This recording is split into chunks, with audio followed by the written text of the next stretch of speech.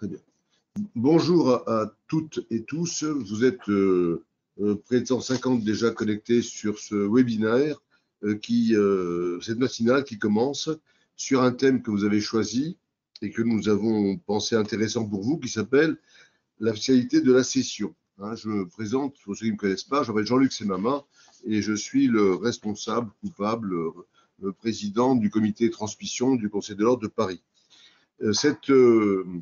Comme vous le savez certainement, nous organisons régulièrement des matinales sur les thématiques liées à la transmission d'entreprise, sachant que notre souhait le plus vif est que dans nos cabinets d'expertise, de plus en plus de confrères s'intéressent à ce sujet pour assurer des missions d'accompagnement des cédants et des repreneurs de façon éclairée. Ce thème est important parce qu'on sait bien que l'aspect fiscal a sa grande importance et peut motiver des décisions d'acquisition, de cession. Et nous, experts comptables, accompagnant des responsables, investisseurs ou cédants, nous avons nous avons certainement à les accompagner, à les aider à trouver la solution optimale pour limiter légalement le frottement fiscal. Pour cela, donc, nous avons 3 intervenants. Laurence Guénancia, c'est la seule femme qui est à l'écran, donc vous ne pouvez pas vous tromper. Je veux dire l'extrême droite, parce que ce n'est pas du tout ce que je veux dire, mais vous la voyez sur votre écran, donc est une de nos consoeurs. Patrick Soussana, que vous voyez aussi, j'imagine, et Frédéric Turbat, tous 3 étant dans notre comité de transmission du Conseil de l'Ordre de Paris-Île-de-France et ayant une expérience dans ce domaine et ayant travaillé ce sujet. Nous allons donc intervenir pour vous présenter ce qu'il faut savoir en matière de fiscalité, d'organisation, d'accompagnement. Bref, je vais laisser la parole tout de suite pour ne pas trop perdre de temps à Laurence, sachant que à la fin, nous prendrons du temps pour répondre aux questions que vous pouvez saisir sur votre écran. À droite, vous avez un onglet chatter. Alors, même si le terme ne paraît pas très évident pour tout le monde, mais un chat, c'est de pouvoir inscrire votre question et on essaiera d'y répondre. Merci à tous. Donc, on démarre par la première intervenante que je salue, qui est Laurence Guénancia. Laurence, tu as la parole. Merci pour ton introduction. Donc, les thèmes que nous allons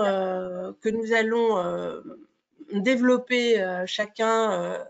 Donc, je vais commencer par les principes de la fiscalité d'une cession de titres ou de fonds de commerce. Donc, vous rappelez ces principes parce que je pense que dans les précédentes matinales, on a évoqué déjà plusieurs fois ce thème de la fiscalité de la cession de titres ou de la fiscalité de la cession de fonds de commerce, mais on va revenir dessus pour ceux qui nous rejoignent peut-être pour la première fois. Ensuite, Frédéric présentera les outils et procédures d'organisation patrimoniale, liées à ces problématiques de fiscalité. Et Patrick Soussana développera l'accompagnement spécifique, le rôle de l'expert comptable. Vous savez que c'est un marqueur de nos matinales. On explique, on a toujours une partie dédiée au rôle de l'expert comptable. Et la conclusion sera, je pense que c'est Jean-Luc qui conclura. Pour l'introduction, l'introduction, la fiscalité de la cession et de la transmission. Donc, il n'y a pas eu d'évolution législative majeure pour le moment. Donc, le pacte Dutreil, effectivement, il est parfois remis en cause. Il l'a été récemment avec un amendement, mais je crois que le Sénat est intervenu pour rétablir les modalités du pacte Dutreil. Donc, pour l'instant, il est en vigueur jusqu'au 31 décembre 2024. Et donc, il faut suivre les projets de loi de finances, les lois de finances plutôt sur le sujet. Donc, il y a un rôle essentiel de l'expert comptable. Vous savez que que donc on va connaître un grand nombre de fins d'activité. On a beaucoup d'exploitants et beaucoup d'entrepreneurs qui vont chercher à céder probablement leur entreprise. C'est une question démographique. Et donc, il y a un rôle essentiel de l'expert comptable pour diffuser l'information sur les aménagements fiscaux possibles et accompagner les cédants potentiels dans leur réflexion. Donc, moi, je vais commencer par vous rappeler, comme je le disais, les principes de la fiscalité d'une cession de titre ou d'une cession de fonds de commerce. Donc, tout d'abord, la fiscalité d'une cession de fonds de commerce. Alors donc, le principe, en fait, la cession de fonds de commerce, donc il faut se poser la question, est-ce que, donc, enfin plutôt, pardon, on le structure de la façon suivante.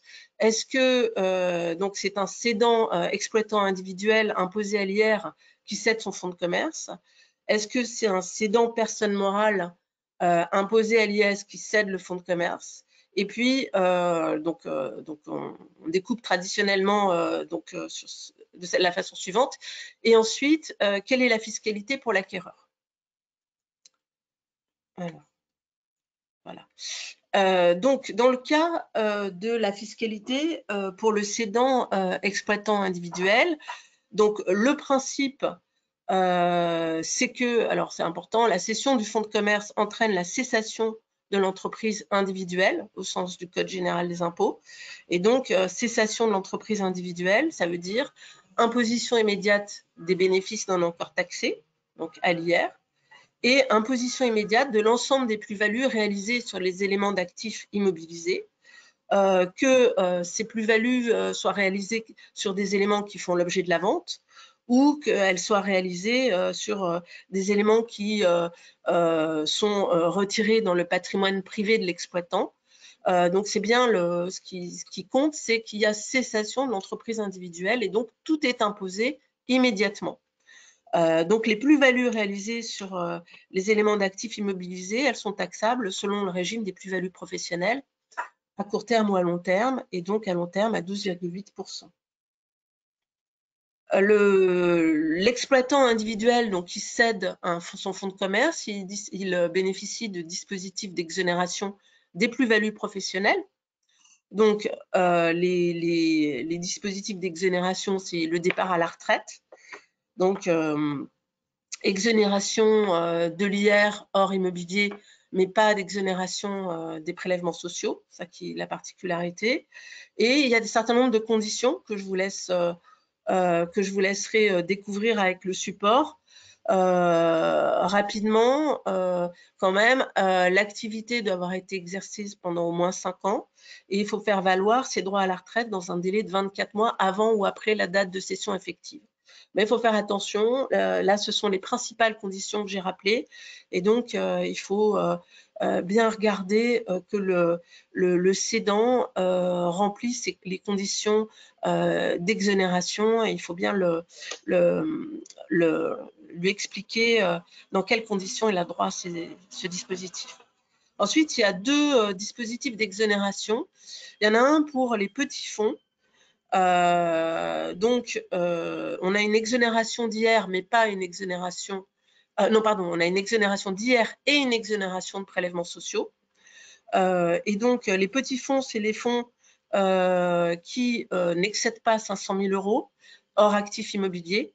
Donc là, on a une exonération totale. Et entre 500 000 et 1 million d'euros, on a une exonération partielle. Là encore, j'attire votre attention sur les conditions à remplir. Et on a un autre dispositif, alors ils ne sont pas cumulables, hein, les deux. Donc l'autre dispositif, il faut choisir, c'est le chiffre d'affaires moyen hors taxe. Donc, si le chiffre d'affaires moyen hors taxe ne dépasse pas 250 000 € pour les entreprises de vente ou 90 000 € pour les entreprises de prestation de services, alors il y aura une exonération totale des plus-values professionnelles. Donc la moyenne, on l'a fait sur les 2 dernières années et il y a exonération d'IR et de prélèvements sociaux. Et je vous ai mis en dessous, il y a une exonération partielle pour des seuils un peu plus élevés, 350 000 et 126 000. Et là encore, j'attire votre attention sur le fait de, vous voyez les articles du Code général des impôts, et donc on y trouve les conditions qu'il faut remplir pour bénéficier de ces exonérations.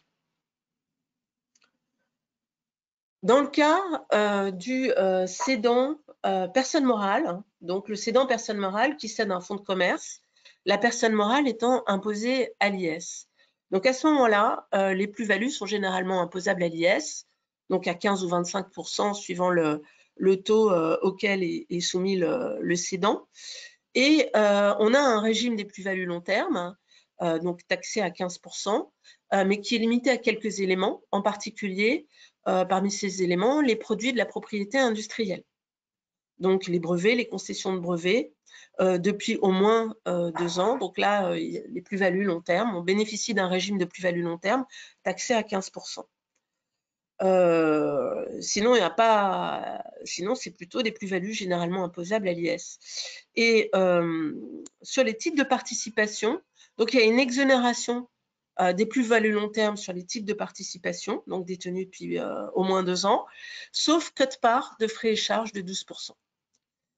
Là encore, donc, on a un dispositif d'exonération, mais c'est seulement le dispositif d'exonération pour les petits fonds et en cas de cession d'une branche complète d'activité. Voilà, donc vous voyez, exonération totale si le fonds n'excède pas 500 000 €, exonération partielle entre 500 000 et 1 million d'euros. Et là encore, je vous invite à bien lire les conditions nécessaires. Donc, concernant l'acquéreur, alors l'acquéreur, donc ce qu'il a à payer, lui, sa fiscalité, c'est des droits d'enregistrement. Donc, l'assiette de ces droits d'enregistrement, c'est le prix auquel il acquiert le fonds de commerce ou la valeur vénale, si elle est supérieure. Donc, attention à la valeur vénale. Et puis, il y a un barème progressif que je vous rappelle ici. Les marchandises neuves, bon, il y a des particularités, et les brevets, un droit fixe de 125 €. Et un point important, un abattement d'assiette de 300 000 € si il y a une donation à un salarié ou à un proche. Avec là encore, toujours les conditions à remplir, et là, c'est l'engagement du donataire de poursuivre l'exploitation et d'en assurer la direction effective pendant 5 ans. Donc, on va passer à la cession de titres. Donc, là encore, la cession de titres, on va distinguer si le cédant est une personne physique ou si le cédant est une personne morale. Ensuite, on va distinguer si la personne physique est imposée dans la catégorie des BIC, si elle est imposée dans la catégorie des revenus des capitaux mobiliers. Et puis, si c'est un cédant personne morale, bon, il est imposé à l'IS. Et on va regarder aussi rapidement la fiscalité pour l'acquéreur. Donc, le cédant personne physique, donc la fiscalité d'une cession de titre pour un cédant personne physique imposé dans la catégorie des BIC. Donc, là-dessus, donc il va bénéficier du régime des plus-values professionnelles. Et il va donc avoir les mêmes dispositifs d'exonération des plus-values professionnelles que pour la cession du fonds de commerce par un exploitant individuel.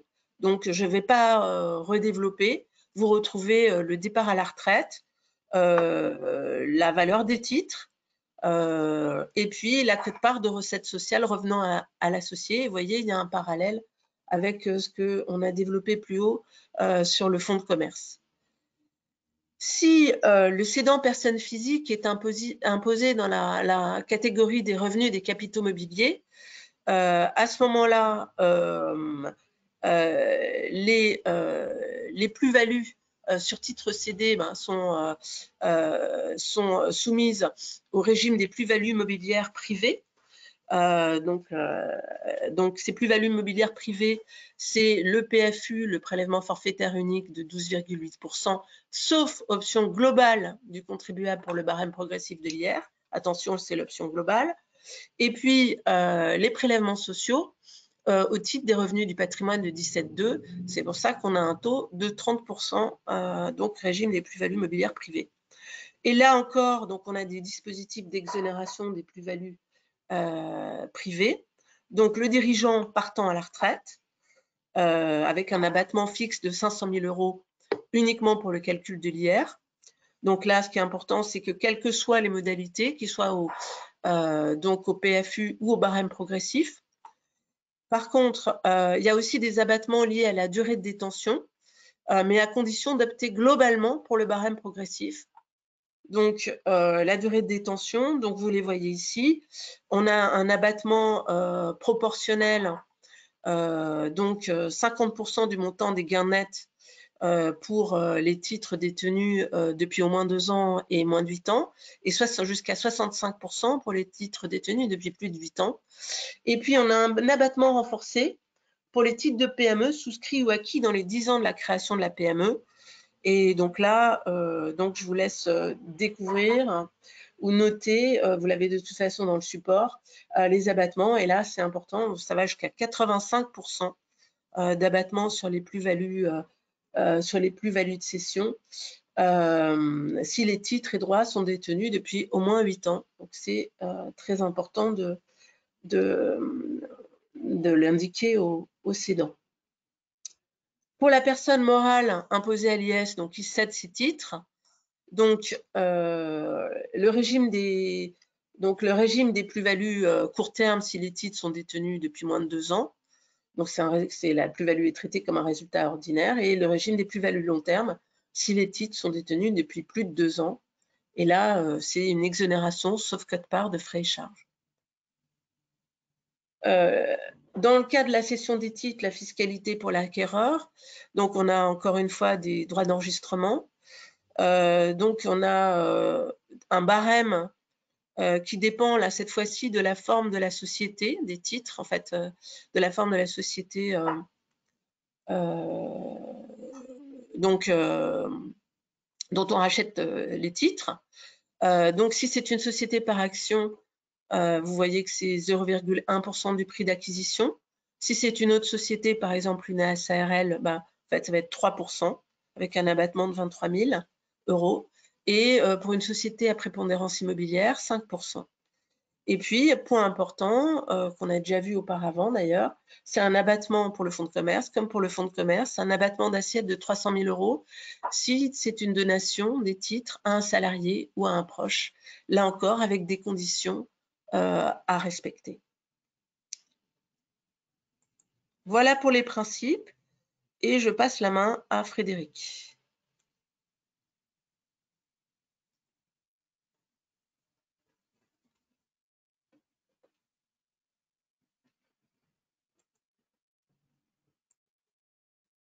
On va regarder la question du...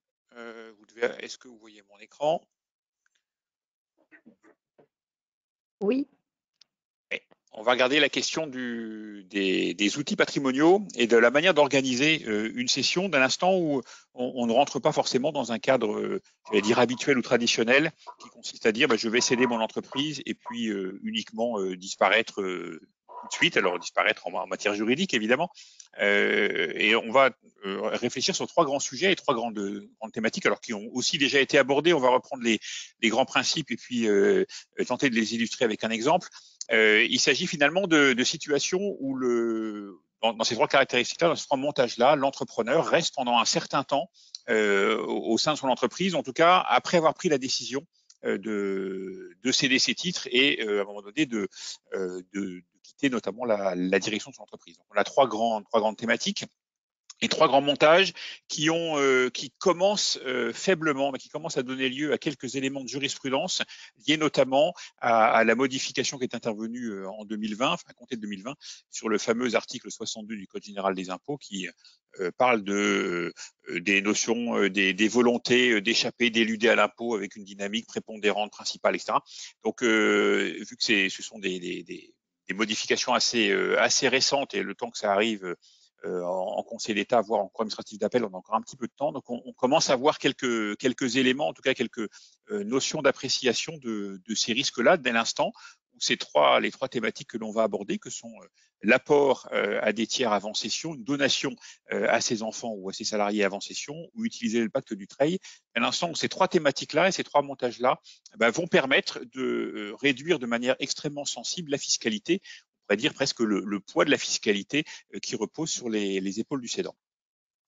Le premier montage, il s'agit de faire un apport de ces titres avant de céder. Donc là, le montage, on l'imagine assez rapidement d'ailleurs, parce que même chez nos clients, on a toujours cette dynamique, même parfois d'ailleurs, que dès l'instant où je crée mon entreprise, qui est de dire, mais ne dois-je pas créer une holding tout de suite ex nihilo, alors que mon activité est à 3,12 € de chiffre d'affaires? Est-ce qu'il ne faut pas que je crée une holding qui va me permettre après de limiter la fiscalité? Alors évidemment, si on le fait au tout départ, ça peut être un schéma relativement intéressant, notamment pour anticiper, mais sinon, ça peut se faire évidemment au moment où la décision de cession est prise. Il s'agit dans ce cas-là de la société que je possède et que je souhaite céder. Je vais en faire un apport avec évidemment augmentation de capital de la holding, soit au moment de la création, soit une holding déjà créée et j'augmenterai le capital. Je vais faire un apport des titres de la société cible à la holding. Et ensuite, ce sera cette société holding qui va se charger de la céder. Alors, on imagine que évidemment, Laurence l'a évoqué tout à l'heure, dès l'instant où je suis dans cette configuration où je vends des titres et que je suis moi-même une société soumise à l'IS, ben, je rentre facilement et aisément dans la fiscalité des titres de participation, donc il peut avoir un intérêt, parce que pour le coup, je n'ai que 12% de la plus-value imposable qui serait soumise à l'impôt. Donc ça, c'est un schéma évidemment idéal. Alors, face à ce schéma idéal, l'administration et plus largement le législateur a modifié un petit peu ou a mis quelques contraintes. Parce que dans ce schéma-là, effectivement, je n'aurai qu'une plus-value postérieure, mais dans le principe, il faut que j'ai du délai. L'idée du législateur, c'est de dire je vous accorde une décote assez forte, et notamment une non-imposition immédiate de vos plus-values au moment de l'apport. Si et seulement si, ben, vous allez respecter un délai relativement long, donc qui est de 3 ans, qui est à la fois court et à la fois long. Alors, lorsque l'on se pose la question de céder son entreprise, ça peut aussi être à un temps relativement court, parce qu'il faut aussi se mettre un peu dans cette étape d'appréciation, mais c'est quand même une durée qui est assez significative. Dès l'instant où la société qui a été bénéficiaire de l'apport, la fameuse holding qui a été bénéficiaire de l'apport, va céder ses titres 3 ans après l'apport, ben, les plus-values ne sont toujours pas imposables et elles le seront, le cas échéant, au moment où on aura au moment où on aura éventuellement la cession ou la liquidation de la holding, le cas échéant, dans X années. Et si en revanche la holding va céder les titres qu'elle a reçus en apport avant le délai de 3 ans, pour le coup, il va y avoir une plus-value d'apport qui sera exigible. Donc là, on va perdre finalement tout l'intérêt de ce montage, sauf si il y a un réinvestissement de 60% du prix de la vente. C'est pas de la plus-value, mais du prix de la vente dans un projet de même nature, et quand on entend de même nature, ça veut dire de nature industrielle, commerciale, artisanale. Enfin, le seul fait de réinvestir dans une société, ce sera la condition pour, ayant cédé avant 3 ans, pouvoir bénéficier de ce report d'imposition. Alors, un petit exemple extrêmement rapide et extrêmement simple. Prenons l'idée, alors là, évidemment, j'ai respecté le délai de 3 ans, on pourra faire le calcul sans ce délai-là. Une société qui est cédée pour 1 million, on va avoir un apport de titres que j'ai placé en juillet 2018 pour respecter mes 3 ans par rapport à mon exemple de décembre 2022. Si en décembre 2022, la société qui a été bénéficiaire de cet apport va céder les titres pour 1,2 million, pour le coup, la fiscalité sera relativement modeste parce que on ne sera imposé que sur 12% de la plus-value, donc entre 1,2 million et 1 million. Et selon alors la structure, là j'ai pris un exemple, on a une toute petite plus-value, mais selon le résultat de la holding, on pourrait être imposé ou à 15 ou à 25, ou une partie à l'une, une partie à l'autre. Donc on a une fiscalité qui est relativement modeste, étant entendu qu'ayant respecté le délai de 3 ans, on n'a effectivement aucune fiscalité sur la plus-value d'apport qui reste en report d'imposition et évidemment qui reste en stock et en dette potentielle. L'autre montage que l'on peut évoquer sur ce sujet, c'est le fait de faire une donation avant de céder son entreprise. Donc là aussi, on est encore dans la démarche où je ne vais pas céder de manière directe les titres de ma société à un tiers, à un salarié, voire un membre de ma famille. Là, le principe, c'est de dire que je vais donner les titres de ma société, idéalement en ligne directe à mes enfants, et ensuite ce seront, notamment dans cet exemple-là, les enfants qui vont céder les titres reçus. Et là aussi, on va rentrer dans une notion de durée et de contrainte. Alors, le principe et ce que je recherche en mettant en place ce montage-là, c'est de ne pas fiscaliser mon apport, parce qu'on est toujours dans cette démarche de reporter la fiscalisation de la plus-value d'apport au moment ultime où la société et l'activité sera définitivement vendue, avec évidemment une fiscalité qui va être de ce fait, et c'est aussi ce que je recherche, uniquement sur le complément de valeur une fois que la donation aura été faite. Donc, une fois la plus-value d'apport, ce que l'entrepreneur a créé, parfois apporté sur les fonds baptismaux il y a 30 ans, et par rapport à la valeur d'aujourd'hui, sera considéré comme en report d'imposition.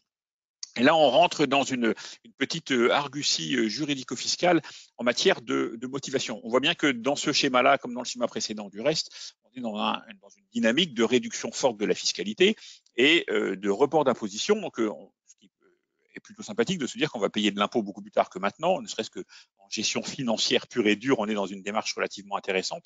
Donc, attention aux motivations, parce que il faut avoir un ensemble de décisions qui ne puissent pas être considérées ou ne puissent pas être requalifiées comme voulant échapper dans un souci principal à la fiscalité, ou voulant éventuellement éluder de manière principale les éléments de fiscalité. Vous savez, c'est la fameuse modification, on a une langue française qui est assez riche avec des adverbes qui sont extrêmement pratiques. C'est la fameuse modification de l'article 62 du Code général des impôts sur l'abus de droit entre exclusivement et principalement. Aujourd'hui, l'administration fiscale pourrait être amenée à contester un montage, et l'instant on va considérer qu'il s'agit d'un but principalement fiscal. Et un des éléments pour apprécier ce sujet, dans un sens ou dans l'autre d'ailleurs, pour considérer qu'il n'existe pas ou que la motivation est justement principalement fiscale, c'est la manière que vont mettre en place les dirigeants pour se dessaisir de leur gestion. Et là, dans l'idée de faire la donation, ça veut dire clairement que si je donne les titres de ma société, je ne suis plus aux commandes de mon entreprise. On a trouvé des mécanismes et des montages qui permettaient de récupérer, alors soit par le biais du démembrement, soit par le biais en tout cas d'un quasi-usufruit, de démembrer et de transférer ou de laisser les postes de direction et la gestion réelle, voire dans certains cas la perception de dividendes, là qui pour le coup est éminemment contestable dans le montage, finalement aux personnes qui étaient censées donner les titres de leur entreprise. J'ai même eu un client qui m'a envoyé un lien avec une vidéo sur YouTube en me disant que c'est tout à fait possible de conserver l'intégralité des droits de vote, l'intégralité des dividendes, et puis tout à fait de donner ça à ses enfants qui n'aient aucun pouvoir.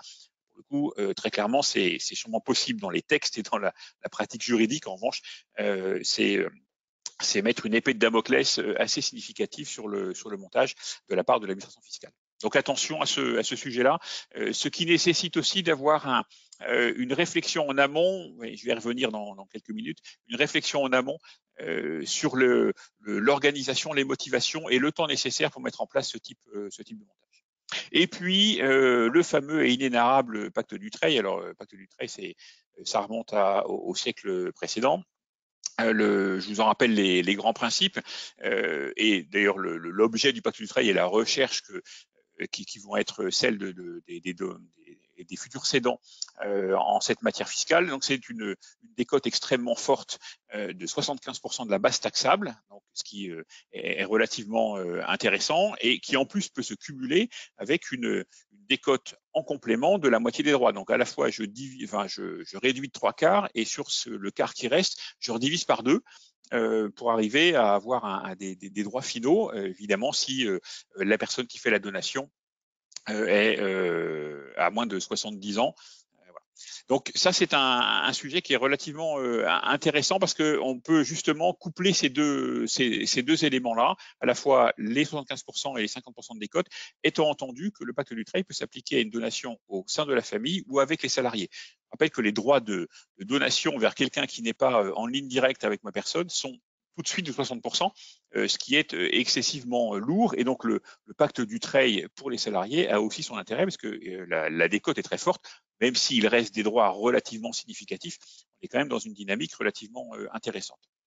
Et là encore, on rejoint un sujet d'appréciation de la durée. Il est indispensable d'avoir un engagement on va dire de conservation des titres global de 6 ans, alors 2 ans avant pour le futur cédant, et puis 4 ans après la cession pour les bénéficiaires de la donation et qui sont inscrits au pacte Dutreil, avec quelques aménagements récents, notamment sur une présomption de conservation des titres avant le délai de 2 ans.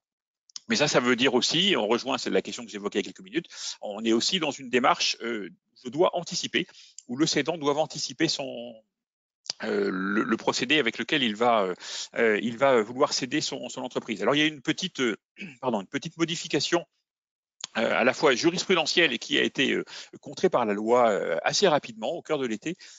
Il y a eu un arrêt de la Cour du Conseil d'État, un arrêt du Conseil d'État du 18 juillet, avant le 18 juillet 2022, je crois qu'il a été rendu le 15 ou le 14 ou le 13, c'était le 13 juillet, disant que il n'était pas nécessaire pendant toute cette durée de conservation, les 2 avant et les 4 après, que la société cédée ait un caractère réel d'activité, notamment opérationnel, en considérant dans certains cas, un arrêt d'activité pour voire une mise en sommeil, la question a été posée sur ce sujet-là, et puis derrière un redémarrage d'une activité pouvait ne pas remettre en cause le pacte du Dutreil. Et dans un premier temps, le Conseil d'État avait considéré qu'effectivement, il n'était pas obligatoire systématiquement d'avoir pendant les 6 années, les 2 avant et les 4 après le montage, avoir une activité opérationnelle dans la société. Bercy ayant évidemment été au courant, parce que c'était une des parties au litige, a réagi de manière immédiate et une loi a été promulguée le 18 juillet 2022, précisant que la société devait obligatoirement avoir une activité commerciale, artisanale, financière, etc. Pendant les 6 années de la durée de l'engagement de conversion, de conservation, entre les 2 ans avant et les 4 ans après. Donc voilà, ça a été c'est intéressant parce que comme l'évoquait Laurence tout à l'heure, le pacte du Dutreil est souvent ou remise en cause, où on se repose la question de savoir si c'est un mécanisme qui va être conservé. Voilà. Et là-dessus, pour l'instant, l'administration fiscale a toujours eu une position relativement égale, et notamment d'ailleurs en modifiant, en faisant passer une loi sur ce sujet-là, donc en considérant qu'il y avait un réel intérêt, donc une réelle poursuite sur ce mécanisme-là. Donc aujourd'hui, l'administration fiscale est relativement clair sur le sujet, évidemment à voir avec les éventuelles évolutions législatives et les éventuelles discussions ou négociations au Parlement sur les années à venir. Je vous ai mis un exemple extrêmement simple sur une donation dans le cadre d'un pacte Dutreil, en considérant que la société était valorisée 2 millions, que la personne avait 2 enfants et que les 2 enfants étaient bénéficiaires de l'apport. Donc, chacun touchait 1 million. Vous voyez que dans une des colonnes, on a un abattement de 750 000 sur la base taxable, et puis dans l'autre, on ne l'a pas. Couplé avec l'abattement en ligne directe. Alors là, j'ai pris une hypothèse qu'il n'y avait pas eu d'abattement dans les 15 dernières années, qu'il n'y avait pas eu de donation entre le père ou la mère qui donnait ses titres et les enfants. Et puis également, j'ai considéré, pour aller un peu au bout du mécanisme et pouvoir identifier l'intérêt final de ce type de montage, j'ai considéré qu'il y avait également on avait affaire à un donateur qui était âgé de moins de 70 ans, donc pour avoir la décote complémentaire. Donc vous voyez que sur un apport donation d'1 million, on peut arriver à avoir 14 000 € de droits ou 106, donc on divise un peu moins par 8 le montant des droits, ce qui a un réel intérêt et rentre dans une réelle dynamique. Alors, sur cet ensemble de points-là, on se rend compte que dès l'instant où on veut intervenir sur la fiscalité, on veut avoir une action positive sur un aménagement de la fiscalité, il est nécessaire, j'aurais presque pu mettre, il est indispensable ou absolument nécessaire d'anticiper, dans la mesure où pour être à plein à la fois dans le pacte du Dutreil sur la durée de conservation, pour bénéficier dans le cas d'un apport avant cession du report, j'allais dire, sine-die de la plus-value, il faut qu'on respecte au moins un délai ou de 2 ou de 3 ans par rapport à la décision, par rapport à la réalisation de l'opération. Donc ça suppose qu'on soit dans une démarche d'anticipation. Et cette démarche d'anticipation, elle est finalement l'intérêt fiscal se couple avec l'intérêt presque économique ou organisationnel d'un programme de cession et de transmission, parce que ce temps-là va aussi permettre aux cédants de se réorganiser, voire de s'organiser dans les cas peut-être les plus compliqués en matière procédurale, voire de revaloriser l'entreprise, avec peut-être aussi en tête les éléments nouveaux que sont le RGPD, que sont la résilience à une crise telle qu'on a pu la connaître en 2020-2022, voire préparer l'arrivée d'un nouvel d'un nouvel acquéreur, voire d'une nouvelle équipe au sein de son entreprise. Donc, il y a tout ce temps de préparation qui finalement correspond ou peut correspondre au temps d'aménagement de la fiscalité. Et puis, je n'oublie pas, parce que c'est toujours une question importante, même s'il n'y a pas de statistiques réellement disponibles sur le sujet, beaucoup d'opérations de cession s'arrêtent, sont stoppées de manière un peu raide dans les quelques jours, voire quelques heures dans certains cas, mais c'est un peu excessif, avant la finalité de la réalisation finale de l'opération, parce que le cédant ne s'est pas préparé lui-même à se dire, bah tiens, demain, j'ai cédé ma boîte et je ne suis plus dans l'entreprise, ou j'y serai beaucoup moins. Donc, ça permet aussi à la fois d'allier les bons éléments de la fiscalité et puis la bonne préparation, et gage évidemment d'une réussite du programme de cession. Et puis, ça permet aussi d'être ce temps-là, d'avoir recours à notre profession, et je pense que c'est là que c'est intéressant que l'on puisse réfléchir sur la manière d'être accompagné par un expert comptable. Et là, je vais passer la parole à Patrick sur ce sujet-là, sur l'accompagnement de l'expert comptable.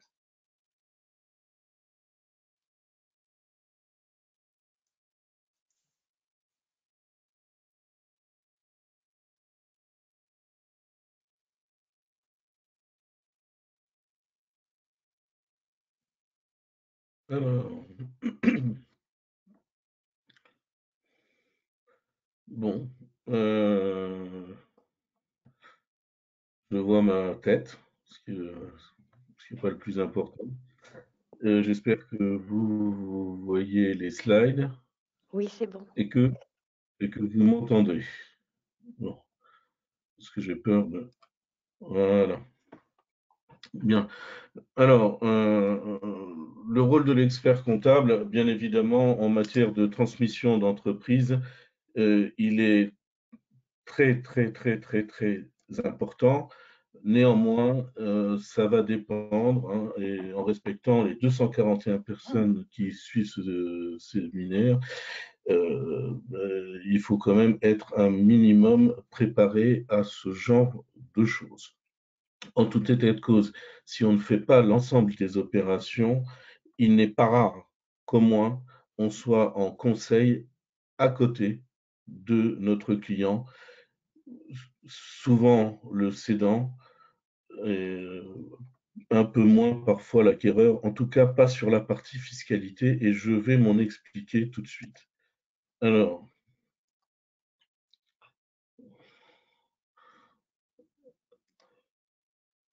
voilà.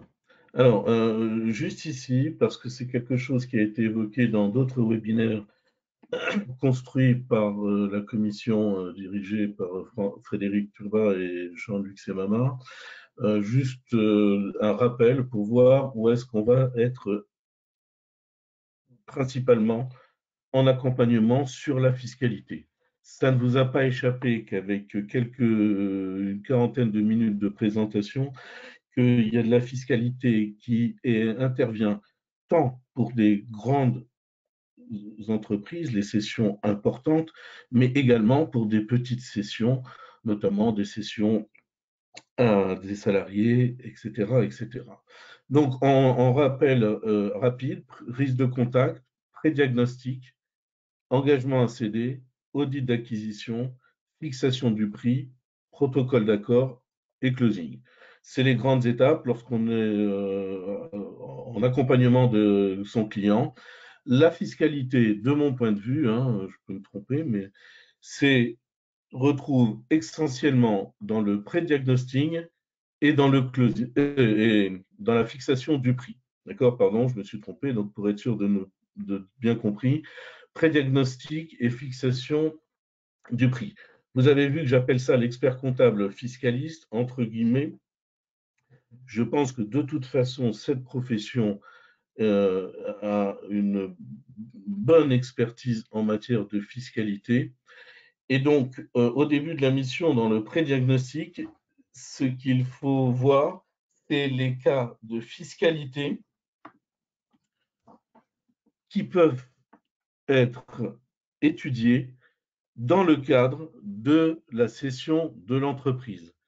Il est clair que cette étude de fiscalité va permettre aux dirigeants, lors des négociations, de pouvoir jouer à la hausse ou à la baisse du prix qui sera déterminé entre les parties.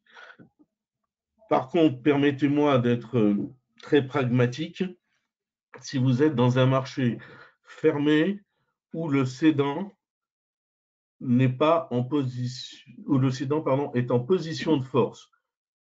Si certains voient de quoi je peux parler dans notre métier, il est clair que l'acquéreur va pouvoir jouer assez peu sur la fiscalité pour négocier le prix. D'accord? Donc, on est en pré-diagnostic, on regarde tous les cas de fiscalité et toutes les exonérations, bien sûr, hein, toutes les exonérations possibles pour être prêt à discuter. Enfin, la fixation du prix. Alors, cette fixation du prix peut avoir un impact fiscal. Pas dans notre métier, je vous le dis avec beaucoup de sincérité, pas dans notre métier, puisque aujourd'hui, les cédants sont plutôt en position de force. Pour ceux qui ont fait des croissances externes ces derniers temps, ils en sont conscients. Mais dans d'autres métiers, eh bien, notamment sur du départ en retraite, j'ai vu des personnes accepter de baisser le prix pour pouvoir vendre, notamment pour pouvoir trouver des acquéreurs parce que les cédants n'étaient pas en position de force. Donc le client disait, ben voilà, moi je pense que mon entreprise, elle vaut 1 million d'euros, pour reprendre le chiffre de tout à l'heure de Frédéric, elle vaut 1 million d'euros. Il y a très peu d'acquéreurs dans mon métier. D'accord, comme disait un de mes profs, le prix se fixe entre la poire et le fromage. Eh bien, je suis prêt à faire un effort pour trouver un acquéreur plus facilement parce que je vais être exonéré de façon significative par le fait que je parte en retraite. Donc, comme ces choses se passent essentiellement en début et en fin, je pense que si on n'a pas la compétence, et ne voyez pas mal mes propos, sur l'ensemble de ces choses, alors on va travailler avec le gestionnaire de patrimoine ou l'avocat. Hein. C'est tout ce qui va tourner autour de la fiscalité et des rendements du prix. Alors, je pense qu'on a besoin d'être accompagné sur un gestionnaire de patrimoine et un avocat. Sauf si, bien évidemment, je sais qu'aujourd'hui, quelques cabinets se sont spécialisés sur la transmission d'entreprise et sont capables d'aller très loin, y compris dans la rédaction des actes. Alors, l'accompagnement du cédant, ben, je viens d'en parler un peu, et donc anticiper les différents cas fiscaux pour prévoir la négociation du prix. Bien, je viens d'en parler, je ne vais pas recommencer. Alors, je me suis amusé à réfléchir à un cas extrême. Et le cas extrême que je vais vous présenter, eh bien, c'est dans la loi de finances de 2022, je crois. Sur l'amortissement potentiel et déductible du fonds commercial. Le texte précise bien le fonds commercial. Imaginez que toute chose étant égale par ailleurs, le cédant veut 100 de son entreprise.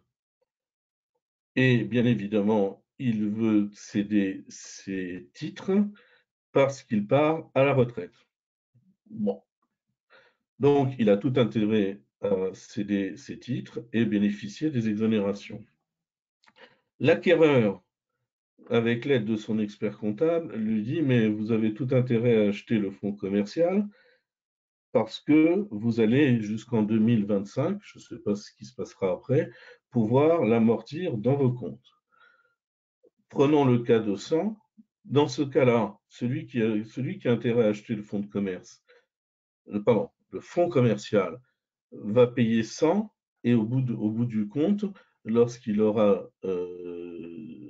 déduit, je vous fais une cote mal taillée, il aura payé 25%, il aura économisé 25% d'impôts, donc il aura payé 75%.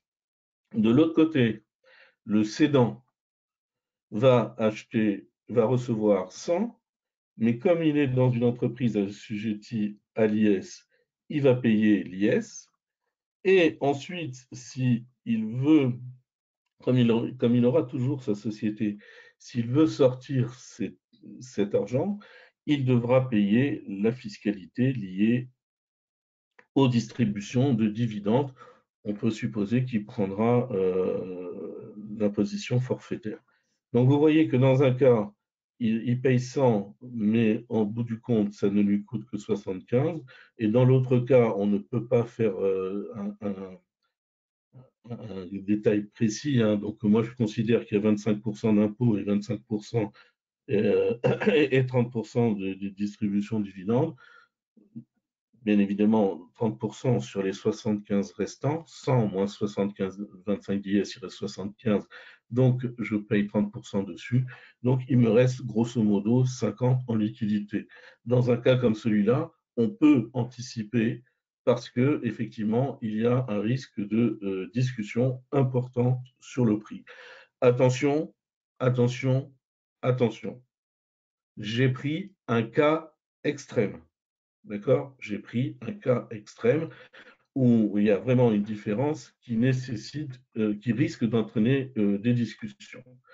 Alors, l'expert comptable, je crois que la première question qu'on doit se poser, c'est est-ce que je suis compétent pour faire ce type de mission? Quand je parle de la mission complète de transmission d'entreprise. Est-ce que je suis capable de rédiger les actes ou est-ce que je suis simplement en accompagnement? Si je ne vois pas, je ne vous vois pas, mais donc je me permets de vous dire que si on ne se sent pas à l'aise ou sur des opérations très importantes, l'avocat, en tout cas fiscaliste, ou l'avocat tout court pour le protocole d'accord, etc., est bienvenu, est très très bienvenu. Donc, parce qu'il y a une complexité de la fiscalité, donc s'assurer de ses compétences et s'assurer, ou sinon se former, bien sûr, c'est toujours possible. Rédiger une lettre de mission spécifique. Alors ça, c'est clair. Hein. Il faut que la lettre de mission soit très détaillée. Alors j'émets un avis très mitigé sur le fait de mettre dans la lettre de mission un montant maximum de mise en responsabilité. On voit ça pour ceux qui font des due diligence, on voit ça dans nos lettres de mission, on met la responsabilité de l'expert comptable ne pourra pas être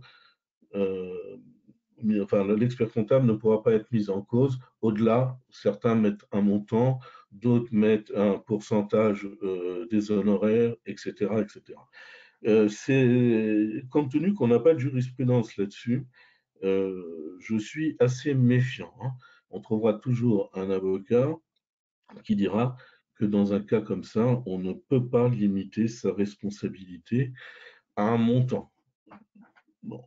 Et donc, tout ça amène à conclure sur le fait qu'il faudra bien appréhender les risques de mise en responsabilité pour pouvoir mener à bien ces missions. Maintenant, je pense que toutes les missions de cession de petites entreprises, d'accord, n'oublions pas que nous avons dans la majorité de nos clients des TPE et des PE. Je pense que l'expert comptable est capable de tout faire. Et c'est peut-être un peu plus délicat dans les moyennes entreprises et les ETI. Voilà, j'espère que j'ai été suffisamment clair. Je vais donc passer la parole à Jean-Luc qui va gérer les questions que vous aurez pu poser. Merci pour votre attention. Oui, bonjour, j'espère que vous m'entendez. Il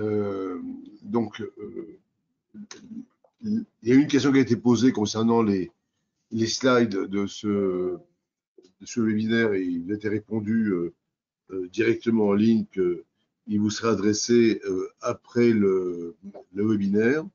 Donc, j'espère que chacun a bien pris conscience de l'enjeu de l'optimisation de cette fiscalité en la connaissant bien parce qu'il peut y avoir des impacts importants. Vous avez vu, par exemple, pour le pacte Dutreil, l'exemple qui était donné, l'écart très conséquent entre l'application ou non du pacte Dutreil. Mais ceci étant, il ne faut pas que vous pensiez, je ne sais pas pourquoi on dit ça, instant, problème d'affichage, on met ça. Bon, aucune importance. Donc, j'espère que tout le monde m'entend et me voit parce que je n'ai pas de retour par ailleurs. Tu peux dire, Frédéric, est-ce qu'on me voit et on m'entend? C'est bon, merci. Oui, c'est bon. Ok. Donc l'importance du pacte Dutreil, ce qui vous a été dit est quand même un élément assez synthétique. Et j'invite chacun de nos amis, confrères, consoeurs, auditeurs, auditrices qui souhaitent l'utiliser, s'ils ne connaissent pas, de creuser un peu avant, parce qu'il y a quand même des conditions particulières de mise en application. Et donc, il ne s'agit pas de donner un conseil sur la base uniquement de quelques slides que vous avez pu voir. C'est pourquoi nos webinaires destinés à éclairer les uns et les autres sur ce qu'il faut savoir, mais bien entendu, nous devons donner à nos clients des conseils d'experts avisés, et donc j'invite chacun à creuser les sujets s'il ne les connaît pas du tout. Nous avons voulu, à travers ce webinaire, montrer l'importance de la fiscalité, l'importance de l'impact fiscal si on prend les bonnes décisions, non seulement en termes de plus-value, de choix, d'exonération, de moments opportuns pour passer à l'acte, parce que on a ce défaut en France, peut-être même pas qu'en France d'ailleurs, de se croire assez éternel et de reporter les dates de transmission. Et moi, j'ai vu des entreprises qui avaient une certaine valeur et qui, en différant la date, ont amené le dirigeant à devoir céder à un prix bien inférieur à un moment donné parce qu'il n'avait pas anticipé et que la transmission d'une entreprise, c'est aussi transmission d'un savoir, d'une équipe, d'une relation clientèle. Bref, ça anticipe.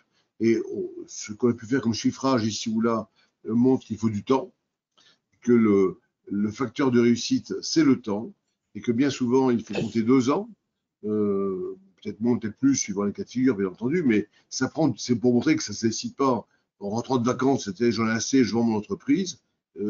Et pour nos clients, j'insiste auprès de nos confrères qui nous font l'honneur de nous écouter et qui sont très nombreux ce matin, pour nos clients, nous avons des clients qui sont quelquefois avec une trésorerie assez abondante, qui est placée ou pas placée d'ailleurs.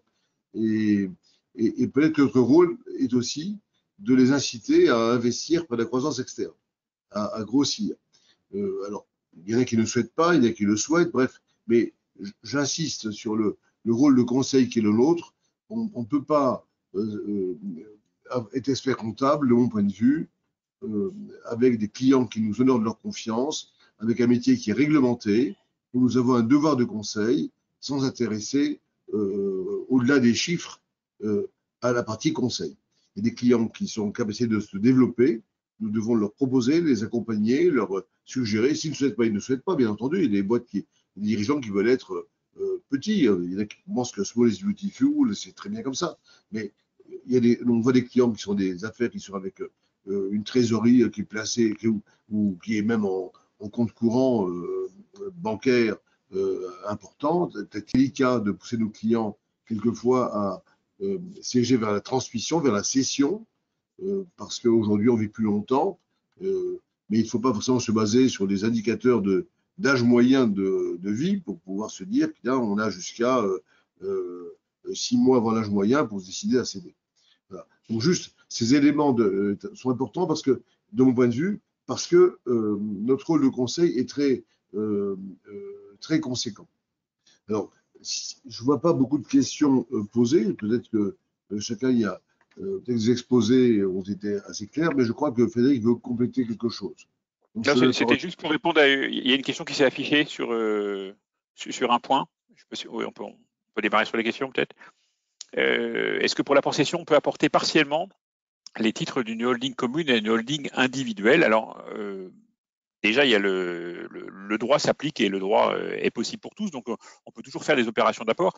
La question va être de bien apprécier si je peux avoir, si le fait de faire un apport partiel et pas un apport total de l'ensemble de mes titres destinés à être vendus, est-ce que je suis bien dans une dynamique de développement, voire de croissance de mon entreprise, voire de cession à un actionnaire qui va me permettre de développer, de faire croître ma boîte, etc.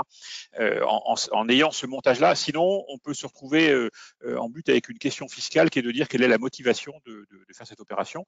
Premier sujet. Et second sujet, si je fais un apport partiel, pour le coup, je bénéficierais d'un intérêt fiscal partiel, parce que pour le coup, je n'aurais pas ce report complet de la plus-value d'imposition, la plus-value d'apport, pardon, si jamais je vends mes titres après. Donc voilà, faut toujours bien se reposer la question, est-ce qu'un inspecteur fiscal, passez-moi le terme, tatillon, vous serez en capacité de remettre en cause les motivations de mon montage. Voilà. Mais dans la pratique, on peut effectivement apporter partiellement les titres, et notamment d'une holding commune à l'individuel. Là, il n'y a pas de difficulté. On peut avoir plusieurs étages dans la fusée. Ouais. C'est la seule question que j'ai vue. Il y en a peut-être d'autres. Moi, je lancerais bien le sondage. Frédéric, est-ce qu'on lance le sondage?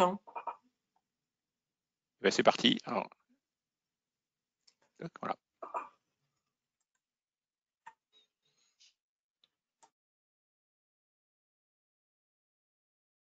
Lire le sondage. Anticipez-vous une hausse de vos missions d'accompagnement à la transmission d'entreprise pour 2023? On vous pose cette question parce qu'en réalité, effectivement, on sait que sur le plan démographique, voilà. Donc, je ne veux pas influencer les réponses. Donc, on vous pose cette question. Est-ce que vous, de votre côté, vous anticipez une hausse de vos missions d'accompagnement à la transmission en 2023?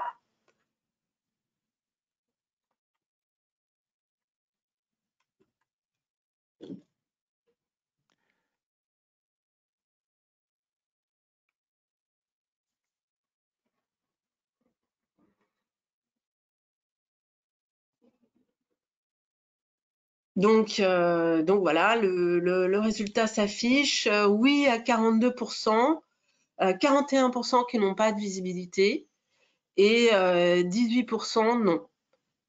Bon, donc quand même, il y a quand même ce 42% de oui. Donc effectivement, c'est un sujet sur lequel peut-être tu veux revenir, Jean-Luc. Je ne vois pas sur mon écran, je suis un peu désolé, je ne vois pas sur mon écran les résultats. J'espère que tout le En monde fait, ce qui s'affiche, moi je l'ai à l'écran, 42% des participants répondent oui à cette question. 41% disent qu'ils n'ont pas de visibilité oui, et 10% répondent non. oui. Donc, sachant qu'on a des chiffres sur je crois que c'est sur les 10 prochaines années qu'on doit avoir 250 000 à 700 000 sessions, non? C'est ça les. Oui, enfin, ça fait très longtemps que je ne sais pas si on m'entend, oui, très longtemps qu'on a ces chiffres de sessions à venir parce que après le baby boom, enfin, ou papy boom, comme on veut, il y a beaucoup de créateurs arrivent à l'âge de la retraite, sachant que il faut être prudent dans ces chiffres parce que il n'y a pas en France que des créateurs ou des dirigeants individuels, il y a des sociétés, dans les sociétés, les dirigeants n'ont pas toujours le même âge, bref, mais il y a un mouvement important et très conséquent de ces entreprises, et on voit même dans les statistiques des cessions d'entreprises qu'il faut être prudent parce qu'il y a des structures où il y a des cessions partielles de titres, il y en a où il y a des cessions de fonds de commerce, ça c'est facile à identifier, mais on n'a pas toujours l'information parce qu'il peut y avoir des cessions de titres, même progressives, au sein du personnel, au sein des enfants ou à l'extérieur. Bref, il y a un mouvement important de mutation des dirigeants de TPE, PME, c'est une évidence. Et aujourd'hui, la visibilité, si je comprends bien ce sondage, c'est que tout le monde, 40% ou 41% semblent avoir des visibilités, si j'ai bien compris. Mais d'évidence, nous voyons chez nos clients peu de dirigeants nous dire spontanément Madame ou Monsieur l'expert comptable, je souhaite vous accompagner pour la session d'entreprise, pour la session. Il y en a même qui vont voir des avocats sans nous en parler.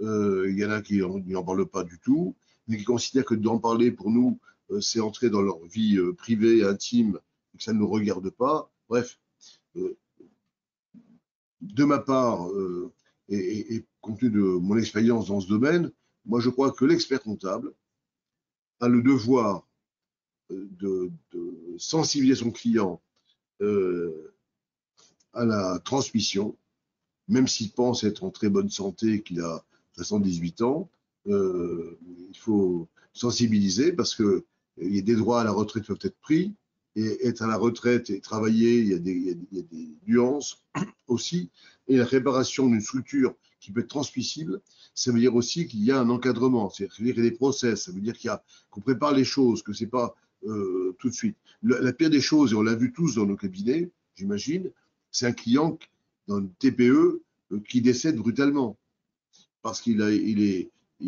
submergé par ce qui arrive, parce qu'il y a quelquefois un peu de burn-out ou de fatigue ou des problèmes extérieurs ou de santé qui arrivent, et le dirigeant disparaît et il n'y a rien derrière, ce qui est un vrai drame pour les familles, parce qu'il y a des entreprises dans lesquelles le patrimoine de la famille, c'est l'entreprise.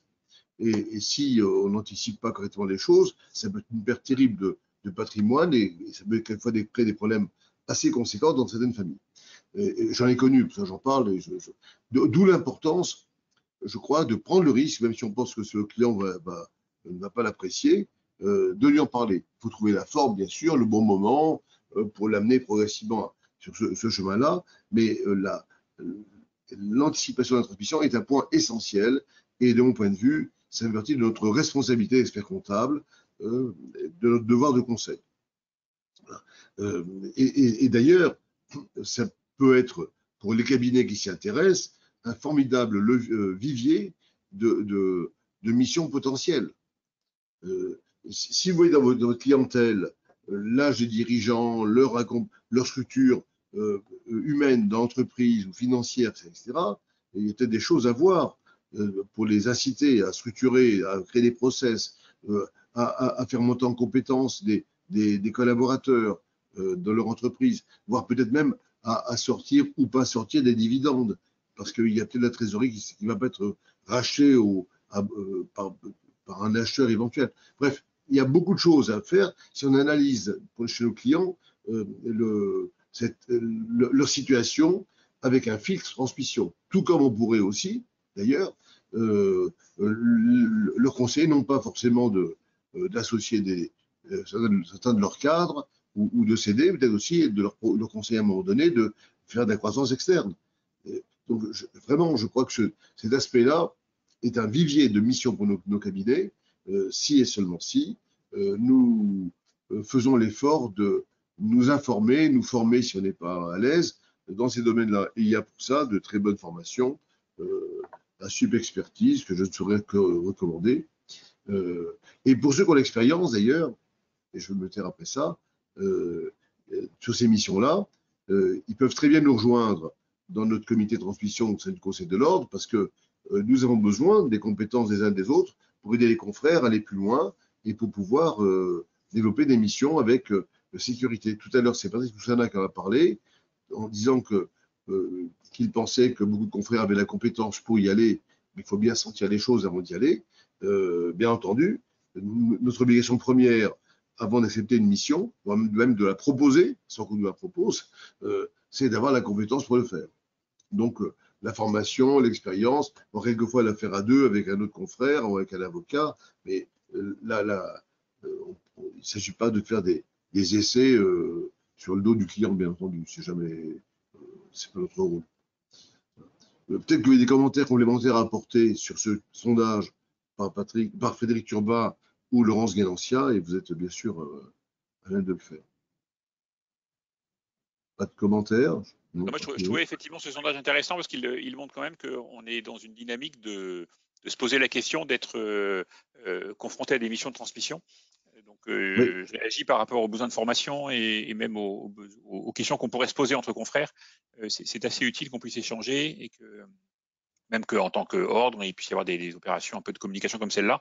Là, c'est un vrai sujet, et sans faire de la pub à outrance, mais je renvoie aussi à l'e-book qui va pas tarder être disponible sur le site de l'Ordre, qui a été écrit par le comité de transmission. Il y a beaucoup de choses sur la manière d'accompagner l'émission, les questions à se poser, etc.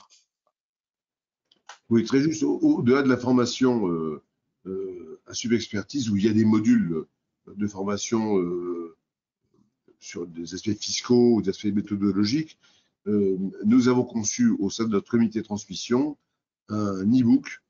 Donc, c'est un livre qui sera sur le site et qui sera adaptable, enfin, qui sera actualisé régulièrement par les membres du comité. Et donc, vous aurez très bientôt connaissance et que vous pourrez consulter. Il ne s'agit pas d'un livre universitaire, il s'agit d'un document extrait de notre pratique sur l'ensemble du process de transmission. Comment, quoi, des références, bref, il sera bientôt à votre disposition. Il est finalisé, on est sur l'aspect technique maintenant pour le mettre en ligne, donc ça ne va pas tarder. Je ne vois pas beaucoup d'autres questions. Peut-être que tu voulais commenter quelque chose, Laurence, par rapport au sondage? Non, non. Non, par rapport au sondage, peut-être juste un rapport du Sénat, mettre ça au regard d'un rapport du Sénat qui constate un vieillissement démographique des dirigeants d'entreprise. En 2005, 15% des dirigeants de PME avaient plus de 60 ans contre 25% aujourd'hui. 5,5% des dirigeants avaient 66 ans et plus contre 11% aujourd'hui. Résultat, l'estimation du nombre d'entreprises à céder dans les 10 prochaines années varierait entre 250 000, selon les estimations, 250 000 et 700 000 euros. Voilà, donc c'est vraiment un sujet pour ceux qui dans le sondage, les 42% qui ont une visibilité et qui voient augmenter, arriver l'émission de cession, en fait, c'est pas étonnant. Et donc, pour ceux qui n'ont pas de visibilité, restez en alerte parce que, voilà, les rapports sont concordants sur le fait que dans les 10 prochaines années, voilà, il y aura des entreprises à céder. Alors, elles seront peut-être pas toutes, ça sera peut-être pas, elles trouveront peut-être pas toutes de repreneurs. Donc, c'est pour ça que tous les conseils d'anticipation sont importants pour que ces entreprises, effectivement, puissent trouver des solutions de pérennisation. Dans les questions que vous avez posées, j'en lis quelques-unes. Je vois que un de nos confrères pensait maladroit de parler d'audit d'acquisition parce que ce terme est souvent associé à un full audit, et il nous recommande de parler de procédure convenue. Je veux simplement dire, lorsque dans la terminologie couramment comprise par nos clients, avant une acquisition, ils demandent à faire un audit. À nous, bien entendu, de préciser ce qu'il y aurait dans cet audit, et dans nos communications, nous recommandons bien sûr de les préciser, parce qu'il peut y avoir un audit à caractère social, un audit comptable, un audit financier, un audit juridique, un audit organisationnel. Il ne s'agit pas de, bien entendu, à chaque fois qu'il y a ce genre de mission, il y a une lettre de mission adaptée. Et d'ailleurs, je vous invite à chaque fois, pour ceux qui auraient ce type de mission potentielle, d'accompagner un client pour la cession ou l'acquisition, d'utiliser les lettres de mission que l'on suggère, qui sont sur le site de l'Ordre au niveau du Conseil national. Par ailleurs, je vois pas une question, mais un commentaire d'un confrère qui se reconnaîtra, qui écrit qu'il lui semble cette profession n'est pas associée dans l'esprit des dirigeants à cette activité, car leur réflexe, c'est l'avocat, c'est pas l'expert comptable, et il nous recommande de communiquer dans les médias sur ce genre de compétences que nous pouvons mettre en avant. Je veux simplement rappeler que l'ordre national, au niveau régional, le CRO, a été à la pointe depuis au moins, à ma connaissance, une bonne dizaine d'années, où l'on a créé les journées d'attention d'entreprise, qui sont devenues transferts, qu'on a lancé, qu'on a créé au départ avec des notaires, puis après des avocats, puis la chambre de commerce qui est avec nous. Bref, ça n'a après donc plus voulu faire, ils voulaient faire leur événement à eux. Mais nous continuons, nous, on n'a jamais cessé, depuis au moins, à ma connaissance, 10-12 ans, d'organiser des journées d'attention d'entreprise ou transfert. Et d'ailleurs, la prochaine édition de transfert, qui est une journée pleine de conférences, d'ateliers sur les thématiques liées à l'entreprise, avec des consultations que nous donnons pour les volontaires qui veulent bien le faire, est prévue très bientôt. Je n'ai pas la date là, mais je vais vous la donner en cherchant en direct. 1er décembre. 1er décembre. 1er décembre. Voilà, à la CCI de Paris, voilà. Donc à côté de la Bourse. Voilà. Donc on le fait en association avec la CCI, on l'a fait avec des avocats qui après n'ont plus voulu nous suivre, puis on le fait avec bien sûr les commissaires aux comptes et les experts comptables sont toujours liés dans cette opération, il y a eu les notaires au départ, bref. Il se trouve que pour nous, nous considérons que c'est une activité importante pour nous, donc on n'a jamais envisagé de nous retirer, mais plutôt d'associer de nouveaux partenaires, comme la Chambre de commerce qui faisait ces journées précédemment, qui maintenant les fait avec nous, ils ne les fait pas en double. Donc on est vraiment sur ce côté-là tout à fait. Enfin, on essaye de communiquer. Donc après ça, et je précise que sur transfert, les confrères peuvent inviter leurs clients, puisque transfert n'est pas destiné uniquement, loin s'en faut, aux experts comptables, mais aux chefs d'entreprise, aux stagiaires experts comptables, et bien sûr à ceux qui sont dans cette aventure, les professionnels qui l'organisent, les experts comptables, les commissaires de compte, les avocats quand ils viennent. Bien sûr qu'il faut communiquer là-dessus. C'est une bonne. Et puis pour ceux qui souhaitent, encore une fois, je l'ai dit, qui ont une expérience, qui veulent la partager, qui nous rejoignent, parce qu'ils pourront peut-être être intervenants, s'ils ont une vraie compétence, sur un sujet ou sur un autre, à transfert. Donc c'est un point important pour nous. Voilà. Je crois que les autres points, je regarde les questions qui ont été posées, on parle des cas particuliers des sociétés belges, pardon, des sociétés immobilières. Je crois que c'était dit au niveau des aspects fiscaux qui sont particuliers, mais il faudrait un webinaire spécifique pour l'immobilier. Quand on doit céder des structures immobilières, ce n'est pas le même régime qu'on a dit tout à l'heure que c'est dont on parlait. On parlait des fonds de commerce et des titres. Les autres questions que je vois, on nous demande une base documentaire à vous conseiller pour des modèles, notamment de cession de TPE. Honnêtement, la documentation est plurielle. Il y a beaucoup d'ouvrages par rapport à ça qui montrent des modèles, mais honnêtement, quand on n'a pas l'expérience, moi je recommande souvent d'être associé à un avocat dans cette opération qui aurait l'habitude, parce que là aussi, il ne faut pas faire des actes la première fois. Il faut plutôt les faire ensemble plutôt que s'improviser rédacteur d'actes quand on n'est pas à l'aise. Voilà. Il y a une question du penseur sur des clients qui souhaitent anticiper la transmission de leur activité dès la création. Qu'est-ce qu'on peut leur proposer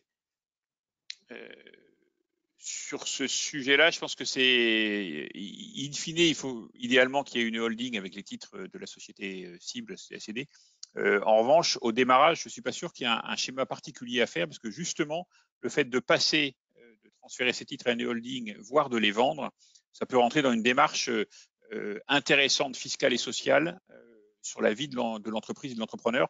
Donc, et puis en plus, le fait de dire à un créateur d'entreprise, on va déjà créer non pas une société mais deux, voilà, ça alourdit un peu le schéma. Donc, c'est plutôt, il y a une démarche intéressante à analyser avec son client dans ce cadre-là, pour arriver à monter avec lui un schéma. Le fait de dire j'ai des titres que je détiens en propre et je les vends à ma structure, et c'est ce qui d'ailleurs peut me permettre ou de récupérer un financement, ou le cas échéant de générer de la rémunération moins lourdement fiscalisée et socialisée. Ça peut être un sujet pour arriver in fine à une holding qui détient la société que je veux vendre. Permettez cette petite réponse. Ok. Bon, je crois qu'on a fait le tour, donc il me reste, sauf s'il y a d'autres interventions qui sont souhaitées par mes amis Frédéric et Laurence, il ne me reste plus qu'à vous remercier de votre présence et vous souhaiter de développer votre activité par ces missions liées à la transmission d'entreprise, soit en acquisition, soit en cession, ou nous rejoindre si vous souhaitez au niveau du comité de transmission du Conseil régional de l'Ordre de Paris. Et, autrement, je vous souhaite à tous une excellente journée, une bonne santé, et puis laisserons vous voir bientôt dans nos réunions du Conseil de l'Ordre. Merci, bonne journée. Merci, bonne journée. Au revoir.